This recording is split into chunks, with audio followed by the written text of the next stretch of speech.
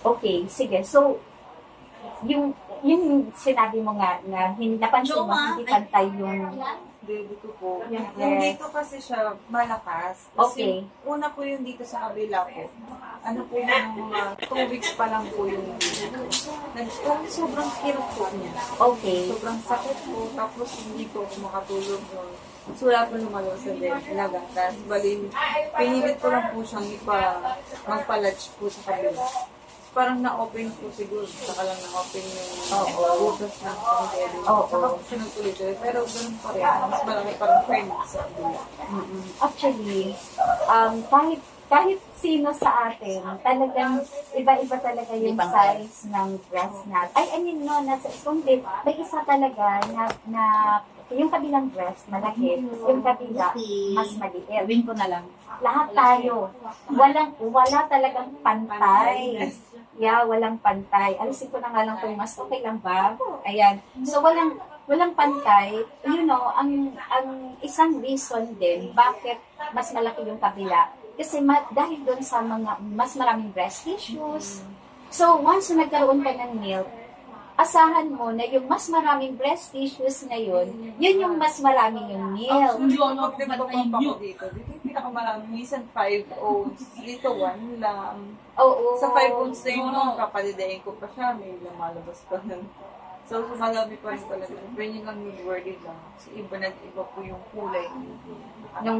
Mula nung uminom ka ng antibiotic. Nag-gray siya, tapos parang medyo pinkish, medyo pinkish, tapos iba-iba na siya hanggang sa naging white na po siya. Oo, kasi actually, yung antibiotic kasi, like, kunyari, sabihin na natin na kumain ka ng, ano ba yung kinain mo? Mga green leafy vegetables. Sabihin na natin nun na, alam mo, nakukuha kasi yung kulay. Oo, so yung doon sa nagiging greenish siya. Not all na green ay magiging green. Pero meron talaga, like example, meron akong kasama doon sa dati nung nagbibigay kami ng mentoring about sa breastfeeding. Nasa Davao kami, kain siya ng kain ng Davao, basta Mindanao. Alam mo yung marang, yung para siyang jackfruit, pero hindi siya kulay green yung labas, na para kasi siyang langka. Pero sa loob kulay white. Alam mo ba, nung nag-hand express siya, green. Ay, no, not green, greenish. Oo. So, ibig sabihin, dun sa antibiotic mo, ay meron doon na inilagay, syempre, na kasama, no, na ingredients, na pwedeng, yun yung ibang kulay doon sa breast milk. Pero pwede naman, yung binigay po kasi sa akin, is pwede po for lactating. Yun naman pala, oo. Kaso siya, nag-worried lang talaga ako. Sila, sabi ko, ba't ganun iba na yung kulay? Baka hindi siya nabubukso. Kasi yung time po na pinapadede ko siya sa iba po yung kulay. Hindi talaga siya nabubukso. Talagang maya po yung paglalactating namin dalawang nanay. Tapos yung pinag-formula ko, parang dito parang natatahimik. Sa akin hindi, maya't maya talaga siya. As in, maya't maya. Oo, alam mo maganda yan. Kasi karamihan talaga ng mga mami, nakakaranas ng gano'n, na kahit hindi nag-antibiotic, okay, isa sa mga dahilan, bakit si baby, nag-change, bakit parang maya-maya gutom siya. Kasi pwede kasi na unang-una yung taste. Unang-una, doon sa taste, possible kasi na umiiyak siya kasi iba para sa kanya. And then, syempre, mag-minute on siya, konti-konti yung nakukuha niya kasi hindi siya comfortable doon sa taste. Pwede ganyan. Or, pwede rin kasi, gusto niya, pag may nararamdaman ng mommy, ang baby maya-maya gusto lagi nandoon sa mommy. Siya ang nagbibigay din kasi ng comfort na para sa'yo naman, dahil hindi mo nauunawaan yun, ang iniisip mo na parang lalo kang na-i-stress kasi bakit hindi mo napapabusog yung baby mo? Ang baby, pagka may nararamdaman siya, gusto niya nandun lagi sa mommy. Pag ang mommy may nararamdaman, ang baby gusto din lagi nandun doon sa mommy. Kasi once kasi na lumalabas yung milk mo, gumagana yung oxytocin hormone. Na yun yung nakakapagbigay ng relaxation dapat sa'yo. Pero kasi syempre, dahil hindi mo naunawan na, bakit ganito umiyak si baby? So, instead of ma-relax ka or maging okay yung feeling ninyong dalawa, napapalitan ng pag-aalala. Oo, pero actually, hindi iyon. Kung hindi, ang dahilan lang ay gusto lang ni baby na nandun siya sa'yo para makatulong din para mas, of course, para sa'yo, para kay baby, pag lumalabas yung milk, yung nutrients na maibibigay mo sa kanya. Oo. So, lalo na, ang ininom mo na antibiotic, ito pwede naman sa kanya. Kasi Diba, sa naka-confine kasi lactating. ako. Sabi ko po kasi nag-lactating ako. Baka pwede po yung mga ibibigay sa akin yung i-gamot. Tapos pwede po sa Yeah. Alam mo, iba't iba talaga yung sa bote at saka sa res. Sa bote, magugulat ka, bakit gusto ni baby to? Kasi once kasi na mag-ibigay mo yung bote kay baby, madali para sa kanya. Unang-una, mai-encourage si baby na mag-stop kasi tuloy-tuloy yung tulo ng sabote. Na kahit sabihin mo, Nanay Lorena, slow flow naman. Pero kasi iba pa rin kasi dahil pagka-liquid, diba, meron nga kunyari, butas yung ano naman, napalit na maliit ako sa lakas ng ulan. Talagang nagpupumilit na lumabas yung tubig doon, yung tulo ng ulan, diba? So, same din doon sa bote. And then, si baby, mas madali niyang makuha yung milk doon sa bote kasi, andali, yung parang easy access. Sa breast kasi, syempre, ano pa niya, tawag niya to, ipoposition mo, right? Pero once na nakuha, hindi ko po siya hindi ko po makuha minsan yun yung dahilan. Yun yung dahilan na bakit mahirap na kung tutuusin, pinakamadali sana yung breastfeeding.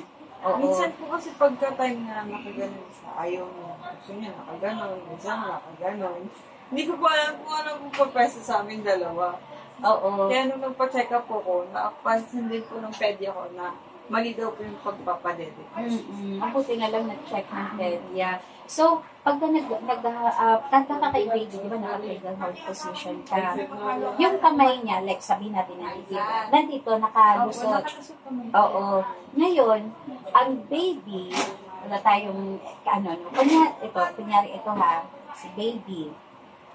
Ang baby, hawak mo, pag dito lang ang hawak mo sa may likod niya, hindi siya komportable. Pero pag hinawakan mo siya hanggang puwet at nandito talaga yung head niya, medyo nag-o-overlap sa arm mo, tapos hawak mo yung puwet niya and then nakaharap siya sa'yo, hindi mo na kailangan ipataas o ipababa. Dahil komportable na si baby mo. Kasi kung sa likod mo lang hahawakan. Wala natuturo sa akin paano palatch ng maayos. Sabi lang nila, hindi pa rin. Kasi Oo. Parang ako po, first time ma'am, wala po talaga akong idea So, ngayon, alam mo na kailangan talaga, yung tinatawag natin na salintik-tik o cradle hold, na hanggang puwet yung hawak mo kay baby. Yung alam mo yun, yung hindi yung sa gitna lang ng likod. Kasi hindi talaga siya komportable. Oo. Hanggang puwet. Or kahit hindi man masyadong hanggang puwet kasi lumalaki na rin yung baby mo. Pero at least hindi lang hanggang likod lang, na gitna ng likod. Actually, meron akong mga mga videos kung paano yung tamang positioning, ganyan. But anyways, okay. Back tayo doon kasi di ba working mo, iniisip mo, magtatrabaho ka na. So, pagka nagtrabaho ka, paano? Si baby maiiwan, paano yung stash ko? Baka kulang. Ganon. Oo. Yan. So, actually, ngayon pa lang, kasi diba April 7 pa yung pastor mo. So, magpapalatch ka na magpapalatch kasi once na tuloy-tuloy ka na nagpa-breastfeed, nai-establish yung dami ng milk mo. So, may mga times na, may mga times na, what's called that, yung si baby fussy. Hindi dahilan ang breast milk mo. Kasi once kasi na nagpapa-breastfeed ka, hindi na uubusan, hindi ka natutuyuan, okay? Tuloy-tuloy lang. May mga dahilan like hindi siya komportable, may nararamdaman siya, or hindi siya nakakuha ng maayos na tulog, o kaya na-overstimulate siya, may tawag siya, na pagka once na nagpapa-breastfeed ka sa kanya, na nagiging ilan sa mga dahilan yun, na umiiyak, na hindi siya komportable. Pwede rin, baka may pupo siya, or may diaper change, di ba, ganyan. So, hindi siya nakaka-concentrate ng mag-dedek sa'yo. Kasi, doon sa mga nararamdaman niya. Lalo na pag nasa growth spurt ka, alam mo yung growth spurt? Okay, itong growth spurt, ito yung nag-a-add na ng dami si baby ng kailangan niyang kainin. Na gutom siya, halos 24/7 gusto niyang mag-lunch. Di ba yung mga ganon? Tutulog siya saglit, iiyak, oo, tapos dedede na naman. Kasi ibig sabihin, nag-a-add na yung kailangan niya. So ngayon, yung kadedede niya ng kadedede sa'yo, nakakatulong naman yun para mag-meet niya, kumbaga maibigay mo sa kanya yung kailangan niya. Kasi nga, dahil susunod yung katawan mo doon sa demand niya. Yeah, oo. Lagi po siyang dere. Oo, kasi nga pinapalakas niya yung milk mo. So, naglalast yan na mga 2 or 3 days, ganyan. Yung iba umaabot pa ng 1 week, ganyan. Okay, kontakin mo kapag meron kang mga questions. About sa natin. Oo, kasi first time ma'am pa. So, syempre, kasi ang haba pa ng ating, yung mapag-uusapan natin. So, kukulangin tayo sa time. I mean, iniisip ko din kasi, di ba, na waiting din yung husband mo, and then, malayo kayo here? Sa dyan lang po sa may general. Kaso po may nilakad kasi ako. Oo, kaya sama nga. ko si baby. Kaya nga, oo. So, I hope na pagka meron, like, lalo na kung halimbawa sumasakit ng breast mo, kasi kung magpapump ka na, darating yung time na papasok ka sa trabaho, magpapump ka, pwede kasi mag-post kasi ng club. Alam mo, nag-jump tayo doon sa ating usapan tungkol sa kung paano yung routine na gagawin mo. Di ba, magpapa-breastfeed ka? Bago kita pakawalan, ha? Magpapa-breastfeed ka kay baby. And then, dahil next month na, ito darating na, malapit na, hindi, yung iyong pagpasok. So, pwede ka na ngayong mag-schedule ng pag-collect ng milk. It's either Hand Express, pero mas more Hand Express kasi yung itinuturo namin, or pumping. So, every 3 hours ang interval ng pag-Hand Express or pagpapump. Nagpapump ka ngayon, at gaano katagal yung interval ng pumping mo? Pag masakit na. Pagka matigas na siya. Oo. Para kasi ang inisip ko pa kasi, para pag-isahan pump na lang. Oo. Okay, sige, ganito. Meron pa ba tayong, okay, sige, so ganito. Yung tinitingnan ko kasi minsan nag-i-stop eh. Oo. Okay, sige. Di ba, regardless doon sa time na nagpapa-breastfeed ka kay baby, mag-a-allot ka ng every 3 hours na interval ng pumping mo. Bakit? Bakit kailangan mong mag-allot nun? Kasi nga, nag-iipon ka na ng milk para sa pagdating ng trabaho mo, ay meron kang kaka-imbak. Hindi ka mag-resort ng formula, no? Hindi ka pipili ng formula. So, ang gagawin mo, kunyari, nagpa-breastfeed ka kay baby, tamang-tama pumping time mo. Skip mo na yung pumping mo. Si baby muna. Okay? And then, pagka done na si baby, pwede ka namang i-try mo pa mag-pump or mag-Hand Express. Pero pagka once tapos na si baby, Hand Express talaga yung pinaka-the best. Kasi minsan ang pump wala na halos nakukuha. So, mag-Hand Express ka, meron pa kasi nakukuha yan. Sayang yung time. Hopefully, kung gusto mong matutunan yung Hand Express, pwede kang pumunta dito every Wednesday, no? Pwede, dito ako para turuan kita. And then, kung anong na-collect mo, huwag mo ibibigay kay baby. Itatabi mo yun. Kasi total nandiyan ka pa naman sa bahay eh. So, pwede lang kung lalabas ka, di ba, magbibigay ka talaga kay baby. Pero kung hindi ka pa naman aalis, ibigay mo kay baby yung breast mo, itabi mo yun. Okay, next, sabihin na natin na pumping session ay dumating na ulit after 3 hours. Okay, nag-pump ka. Oo. Nakakolect ka ng milk. Biglang si baby, nagising. Dedede siya. Huwag kang mag-alala. Huwag mo rin isipin na ubus na ang gatas mo kasi nas-pump ka. May magic. Ito yun. Kahit nakapag-pump ka na, nung si baby ay breastfed mo, may natutira pa ng milk yan. Ngayon, dahil si baby, sabihin na natin na nasanay siya doon na marami agad ang nakukuha niya. Tapos ngayon, bakit mami parang konti itong nakukuha ko ngayon? Siyempre, medyo naiyak-iyak ko siya. Sige lang, ituloy mo lang. O kaya ilipat mo muna sa kabila para lang kahit pa paano ma-divert yung inis ni baby. Bakit mahina muna sa start? Kasi yung iyak niya at yung pag-latch niya sa'yo ay magbibigay agad ng signal sa brain na kailangan mo pang mas more mag-produce. At maya-maya magkakaroon na ng letdown, mamaya mananahimik na si baby kasi may milk na.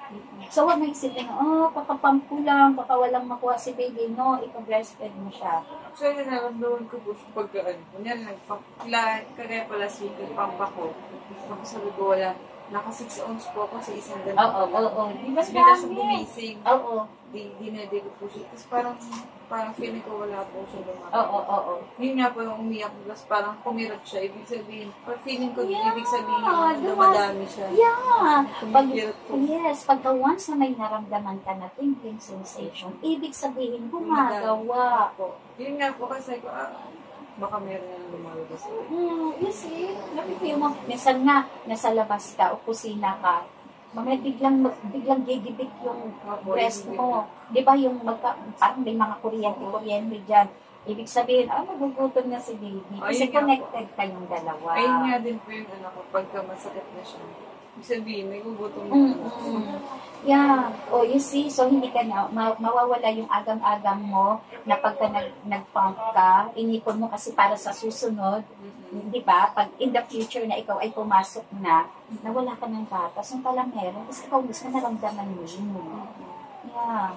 Okay. Nagparamdam ko. Oo. So, ginagawa lang natin itong schedule na ito na mag-collect ka kasi para meron kang stash na hindi ka na ng formula. Sayang eh. Saka ayaw pa din po ng formula dagdag ng gastos. Oo. Maliban sa dagdag gastos, cute nga yung baby kasi tumataba. Tumataba din siya sa breast milk ha, talaga. Dahil lalo na pag breast hand milk milk. lang po Oo. siya. 1.6 na po kagad din na dagdag sa kanya. You see, di ba?